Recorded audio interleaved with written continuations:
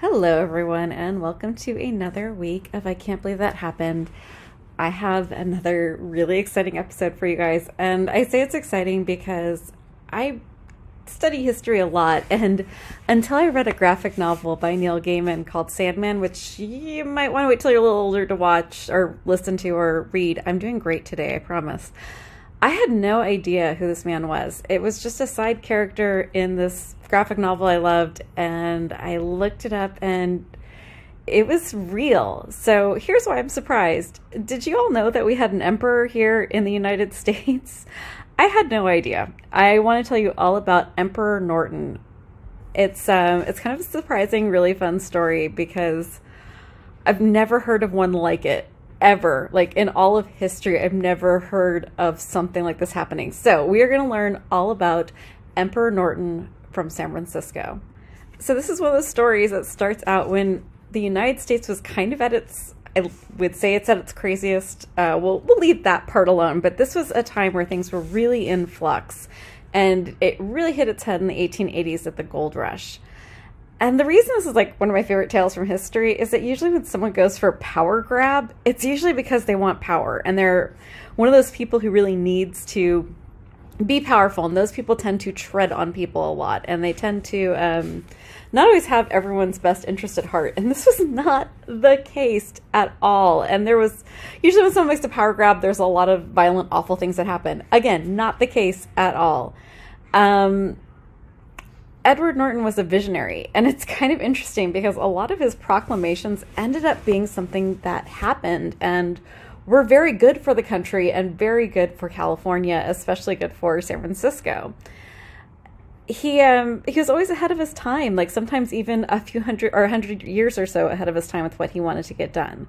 So this is a story of a fortune gained, a fortune lost, some very good ideas, two very good dogs, and a dear friend named Mark Twain.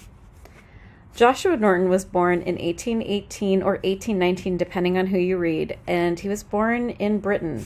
Quickly migrated like as a toddler to South Africa, and then moved right on over to San Francisco for the gold rush in 1849.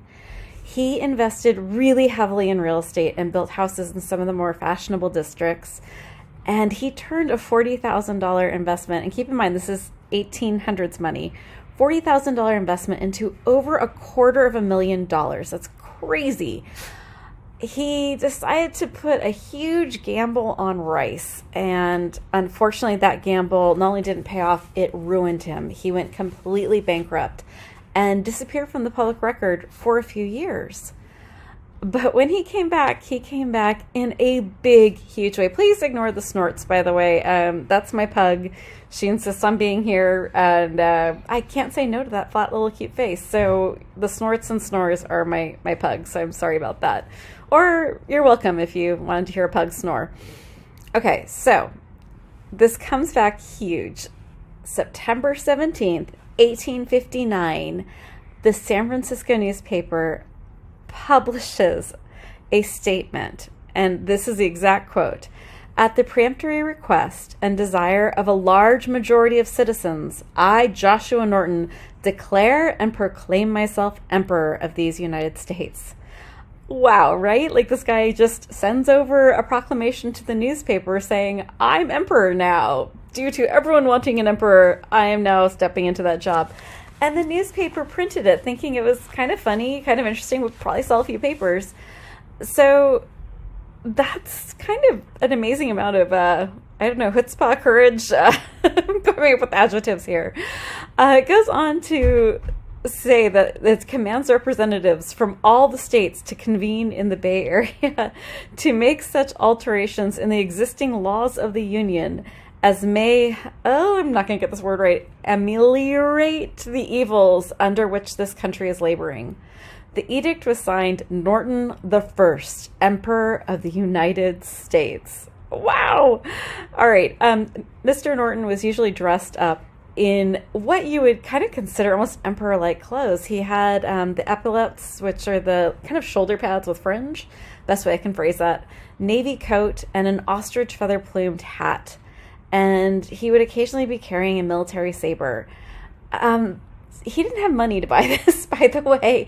All of his clothes ended up being donated either by the San Francisco military, the military that's stationed in San Francisco, or there would be clothiers who would honor the currency he would kind of hand out that he made. By the way, if this is like a visual picture for you and you're like, hey, I'd like to see what this looks like, unfortunately, what I'm sending the podcast out in doesn't let me upload my pictures. But if you like the podcast, please go over to owlandtwine.com.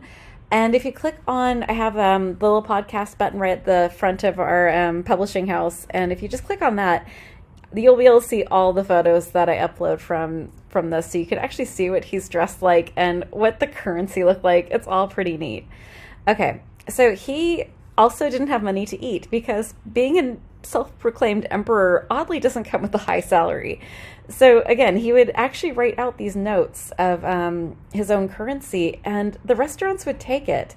He would also give the restaurants he frequented a seal that says that it was frequented by the Emperor of the United States. So they would frame that. This actually really became a thing, and tourists, now that there was the railroad, would come to San Francisco and would collect these notes as keepsakes. There were Emperor Norton dolls. The theaters of San Francisco would save him a seat for opening nights.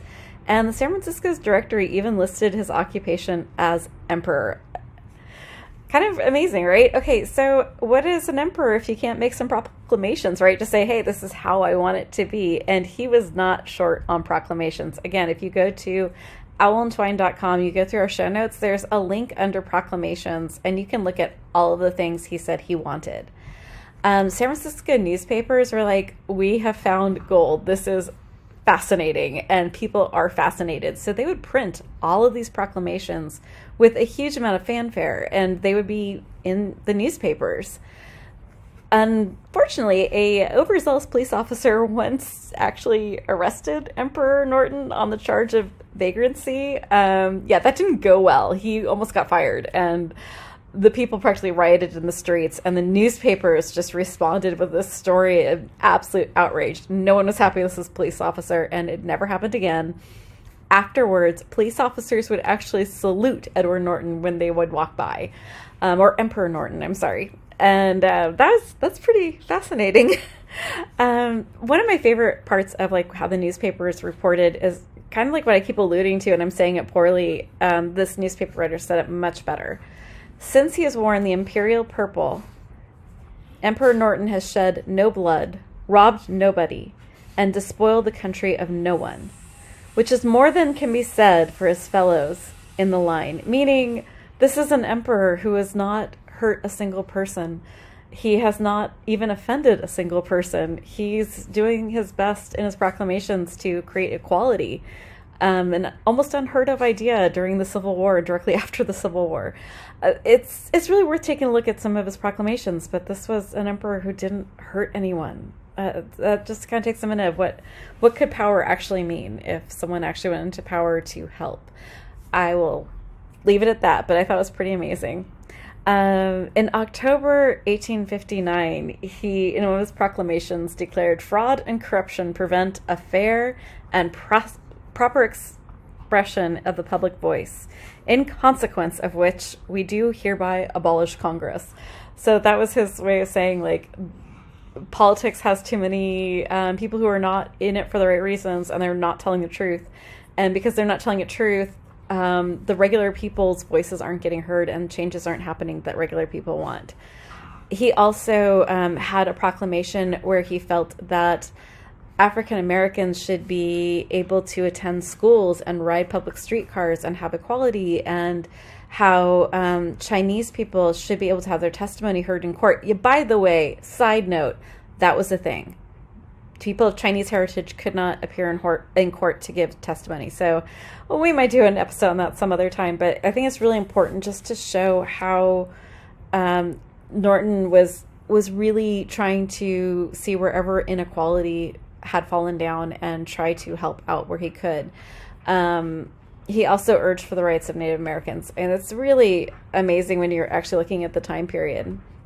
Okay, in 1876, this is one of my favorite stories about him. He asked for funds to build a bridge between San Francisco and Oakland. So all of you here in California, and maybe more of you know that that's exactly what happened in 1936. The Bay Bridge was built. So he was quite a visionary thinker.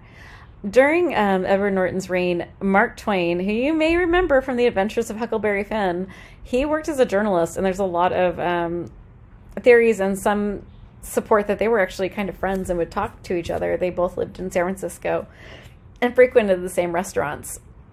It's said that he even modeled the king in The Adventures of Huckleberry Finn after Emperor Norton. All right, so what's a day of an emperor like? It's said that this emperor spent his entire days reading in the library, playing chess, going to religious services, or going for walks with the city's most famous dogs, Bummer and Lazarus. By the way, if you have not, if those two names sound unfamiliar, just head on over to owlandtwine.com or look through the past episodes. I have an entire episode on Bummer and Lazarus, and it is definitely worth listening to. That's one of my favorite episodes. Super fun. Okay. Emperor Norton died in 1880, and all the way to New York. The New York Times was even reporting on his death, and he had reigned as emperor for 20 years. The headline of the obituary in the San Francisco Chronicle read, "Le Roi est mort."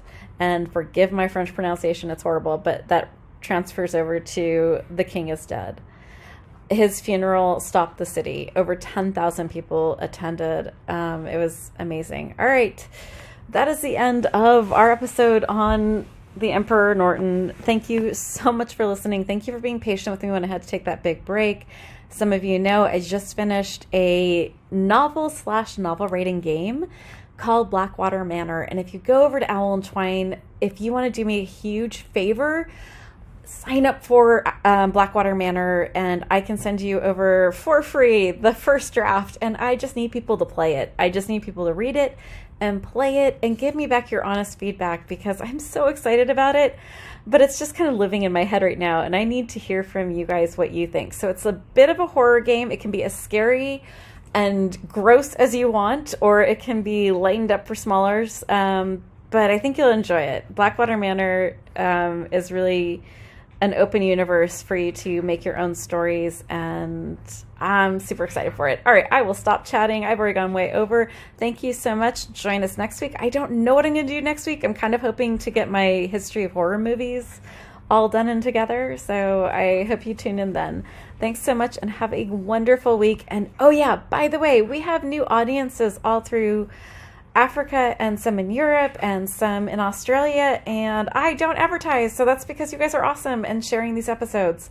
So if you want to do one more kind thing for this podcast, go to Apple Podcasts, say some nice things, leave some stars, and share these episodes with your friends, family, Facebook groups, and your history teachers. All right, have a great week, everyone.